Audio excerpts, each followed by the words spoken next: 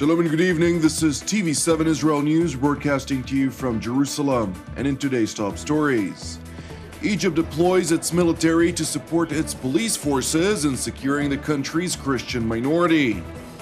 The United States announces that it was prepared to conduct additional strikes in Syria if the use of chemical weapons and barrel bombs would continue. Moscow maintains its position in which the international community should await the outcome of a UN inquiry into the deadly chemical attacks in Syria, rejecting Western conclusions as rash with no legitimacy or proof that clarifies what truly happened.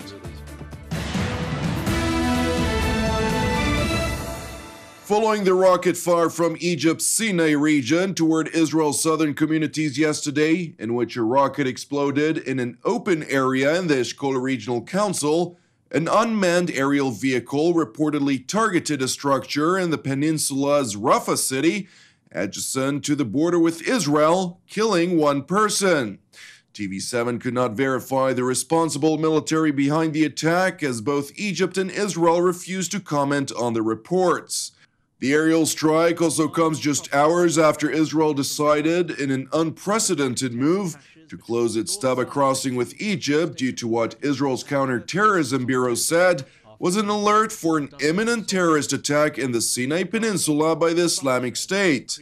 In a statement, the counterterrorism bureau said that Transportation Minister Israel Katz, who is responsible for the country's border crossings, decided to close the border immediately until the end of the Jewish Passover holiday on the 18th of April, after consulting with Defense Minister Avigdor Lieberman, effectively forcing thousands of Israelis who had planned a vacation in the resorts of the peninsula to change their plans.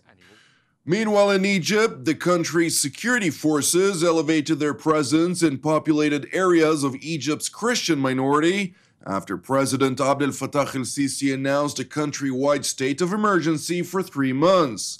The decision came after 2 church bombings killed at least 44 people in deadly attacks which the Islamic State claimed responsibility for, as the extreme Muslim group vowed to step up attacks on Christians. In response to the dangerous situation, President Sisi ordered troops to immediately deploy to assist local police forces in securing vital facilities. إن إحنا بدأنا نحط خطط بديلة لتعزيز الخدمات ولتحقيق أعلى مستوى عالي جدا من الأمن، وإن إحنا بنعمل نقاط رصد على مستوى بعيد جدا من الكنيسة، وإن إحنا حاطين أطواف أمنية لفحص المترددين على الكنيسة، وخاصة أيضا في الشوارع اللي مؤدية للكنيسة. Meanwhile, families of the victims of the deadly church bombings held burials for their loved ones, as hundreds of mourners, many outraged by what they said was the state's failure to keep them safe on one of their holiest days, Palm Sunday, carried coffins into the monastery of Saint Mina in the city of Alexandria. برضه يشد نفسه شويه لان كده حرام الابرياء دي تروح كده ضحيه حرام يعني نقول للناس دي ربنا يسامحكم لان الناس دي برضه استشهدت دخلت السماء يعني نقول حرام الناس دي هتفضل لامتى كده يعني ارهاب ارهاب ارهاب تفضل لامتى كده تفضل لحد امتى لازم مسؤولين يتصرفوا لازم يكون في محاكمات عاجله. Egypt's Christian minority, the largest in the Middle East, have a recorded presence in Egypt dating back to Roman era. The community, which makes up some 10% of the country's population of 90 million, have long complained of religious persecution and accused the state of not doing enough to protect them. Only in the last few months, extreme Muslim militants have executed in the northern Sinai town of Al Arish 7 Christians who refused to renounce their faith, causing many Christians in the northern peninsula to flee the area, while Egyptian security forces continue to battle the Islamist insurgency. Now, with regard to the ongoing conflict in Israel's northern neighbor, the United States announced that it was prepared to conduct additional strikes in Syria if the use of chemical weapons and barrel bombs would continue, the first clear red lines dictated to the warring parties in the war-torn country by the Trump administration. President Trump ordered a massive cruise missile strike on Syria's Shayrat air base last week in response to what Washington and its partners claimed was a poison gas attack by Syria's military in which dozens of civilians were killed. The American strike, according to White House Press Secretary Sean Spicer, destroyed some 20% of Assad's operational air force. The sight of people being gassed and blown away by barrel bombs ensures that if we see this kind of action again, we hold open the possibility of future action.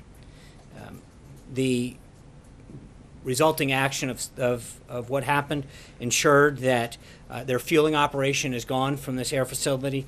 20% of their fixed-wing aircraft were destroyed and knocked out. And I think by all measures, the world and domestic reaction was highly laudable for the president's action. Washington's announcement came amid a meeting in Italy of the G7, which is a group of 7 major global powers, during which they were joined by their Middle East allies, including Turkey, Saudi Arabia, Qatar, Jordan, and the United Arab Emirates, all of whom oppose Assad's rule, to discuss an international push to isolate the Syrian president further. The meeting also discussed on building pressure on Russia to break its ties with the Assad regime, a move that would in effect leave the Syrian president vulnerable without the support of a significant world power, even though it would remain with the backing of Iran and several powerful Shiite militias.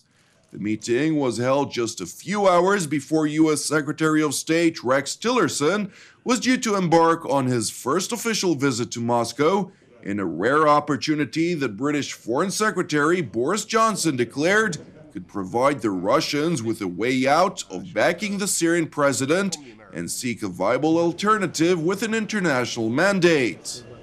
Well, you know, I think the Russians need a way out and a way forward. And if I think about the position of Vladimir Putin now, he's toxifying the reputation of Russia by his continual association with a guy who has flagrantly poisoned his own people. And I think the world can see this. The evidence, by the way, is overwhelming. You should look at the evidence for what happened the other day. It is absolutely conclusive. And so what we're trying to do is to give Rex Tillerson the clearest possible mandate from us as the West, the UK, all our allies here, to say to the Russians, this is your choice. Stick with that guy, stick with that tyrant, or work with us to find a better solution. Ich glaube, dass wir eine gemeinsame Position vertreten sollten und dass wir in diesen Verhandlungen alles dafür tun sollten, die Russen aus der Ecke der Unterstützung Assads herauszubekommen, jedenfalls so viel herauszubekommen, dass sie bereit sind, an einer politischen Lösung, sozusagen Waffenstillstand, politischer Prozess, Wahlen und dann ein demokratisches und freies Syrien zu bekommen, dass sie dazu bereit sind, mitzumachen. Das ist das wichtige Ziel.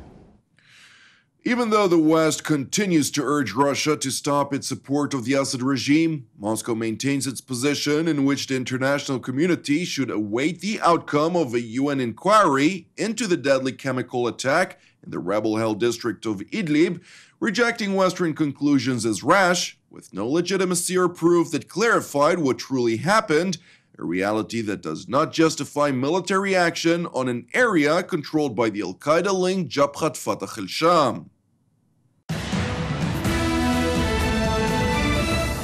Thank you for watching us. You can also watch us at tv7israelnews.com or tv7.fi.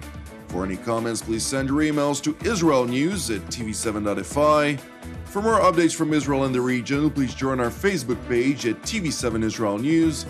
Praying for the peace of Israel and the peace of Jerusalem. Jonathan Hessen, have a Erev Tov and Chag Sameach. We will see you again tomorrow at the same time.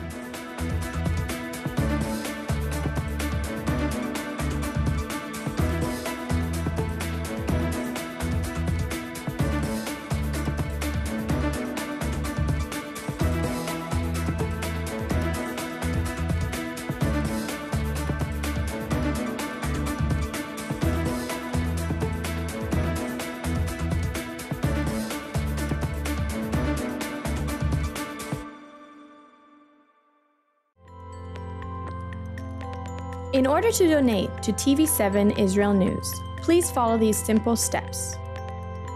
First, press the Donate logo, located at the bottom left side of TV7 Israel News Facebook page, or on the Donate tab at the head of the page.